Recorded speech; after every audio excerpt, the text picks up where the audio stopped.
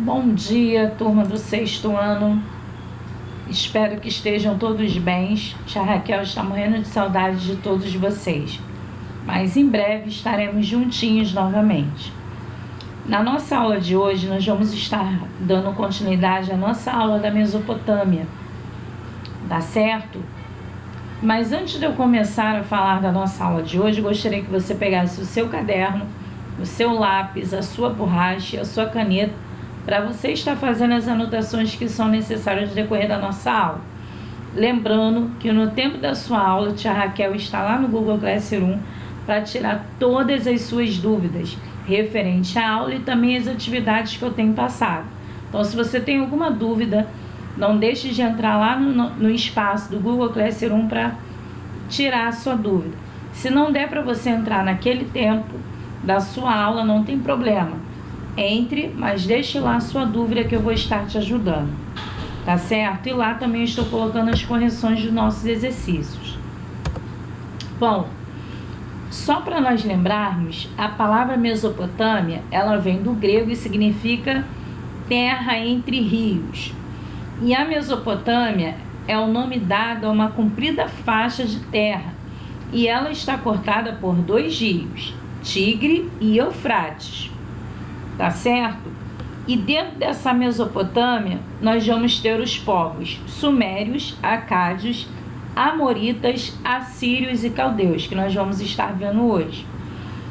Aqui, né, eu coloquei para vocês, tá? Em relação ao rio, como todas as civilizações da antiguidade, a Mesopotâmia também era agrícola de regadio. O que quer dizer isso, né? Ou seja, o que contribuiu para o desenvolvimento da civilização da Mesopotâmia foram os rios. Quais rios? Tigres e Eufrates. Aqui eu peço para vocês observarem o desvio da água do rio por meio de canais, ó. Que nós chamamos de agricultura, os viralejos, tá? Aqui os canais. Então, observe aqui esse desvio dessa água. Vamos lá, prosseguindo. Qual a função desse veículo? Qual é a função, né? Transportar pessoas, transportar cargas, não é isso? Mas os canais não serviam apenas para irrigação, como a gente olhou.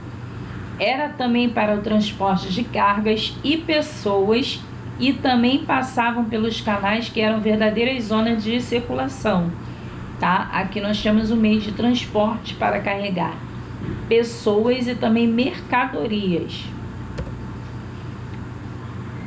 As melhorias nos meios de transporte propiciou maior capacidade de comércio, surgimento de diferentes unidades de troca, aumento do número de mercadores especializados em trocas, tá?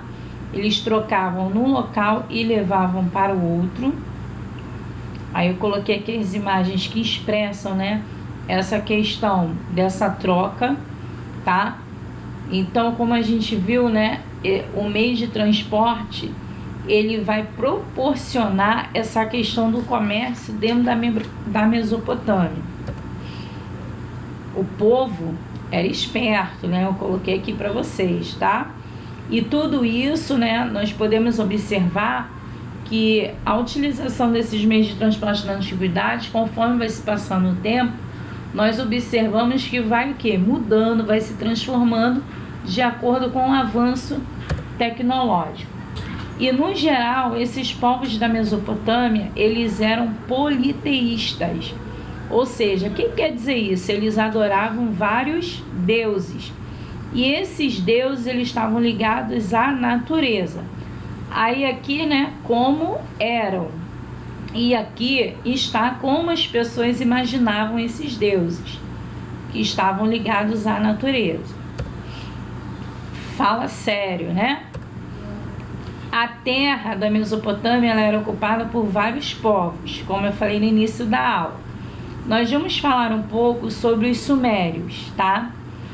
Os sumérios, eles se estabeleceram no sul da Mesopotâmia e formaram lá importantes cidades, tá? Segundo os historiadores, são as primeiras cidades a surgirem no mundo, que é o Uruk, Eridu e Lagash.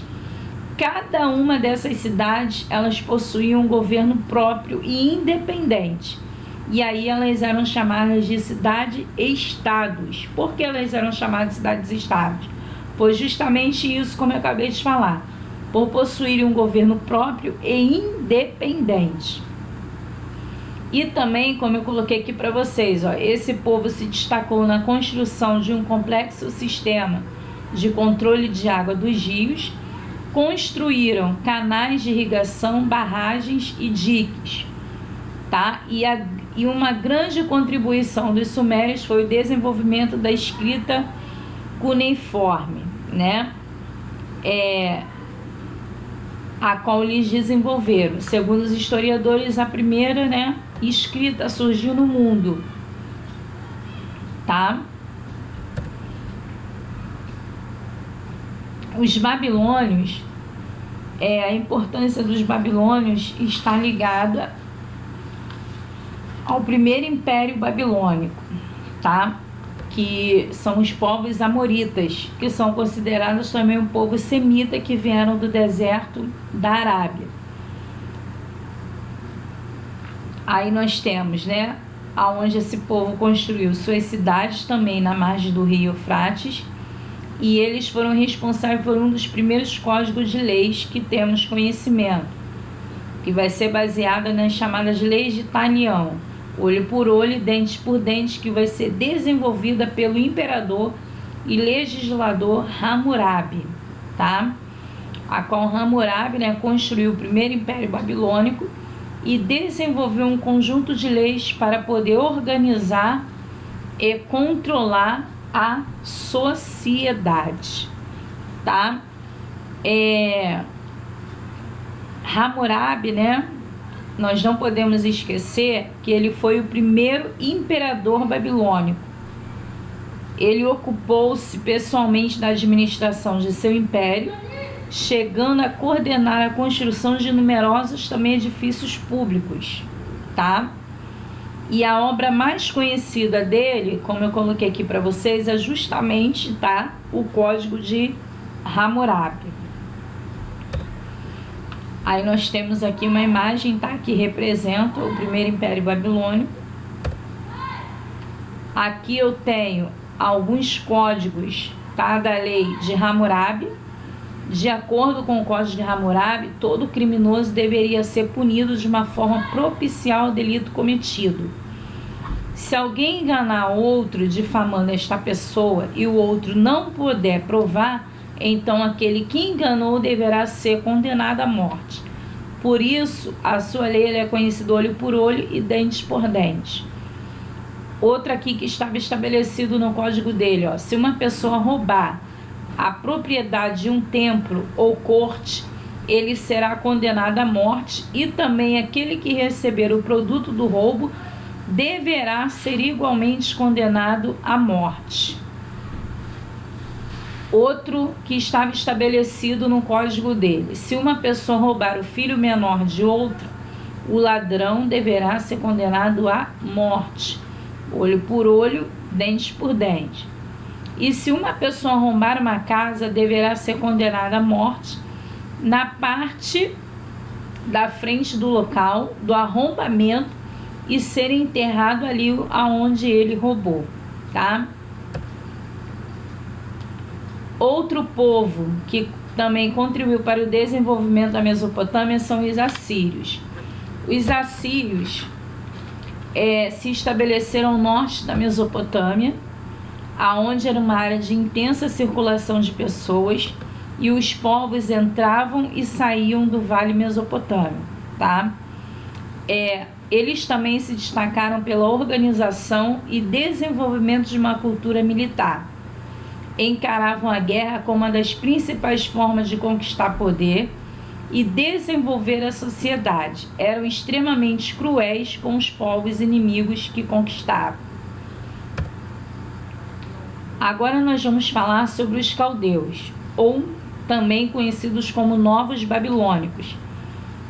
Eles constituíram o chamado Segundo Império Babilônico, aonde, né, nesse período teve-se violentas campanhas militares, aonde vai ser chefiada pelo rei Nabucodonosor II, aonde os caldeus eles arrasaram com a cidade de Jerusalém, prenderam milhares de judeus e forçaram a marchar como escravos para a Babilônia.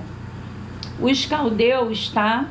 Como eu coloquei aqui para vocês, eles habitaram a região conhecida como Baixa Mesopotâmia no primeiro milênio antes de Cristo, e eles eram de origem semita. Como eu mencionei, o imperador caldeu mais importante foi Nabucodonosor II. Após a morte deste imperador, o imperador babilônico ele foi conquistado, tá, pelos persas. Agora você vai pegar o seu livro e vai responder as seguintes páginas: o Para Refletir da página 125, o Dialogando da página 128 e as atividades das páginas 133, 134 e 135, tá? Um beijo e até a nossa próxima aula, tá bom, pessoal? Desculpem pelos barulhos que podem estar aparecendo no vídeo. Um beijo grande e até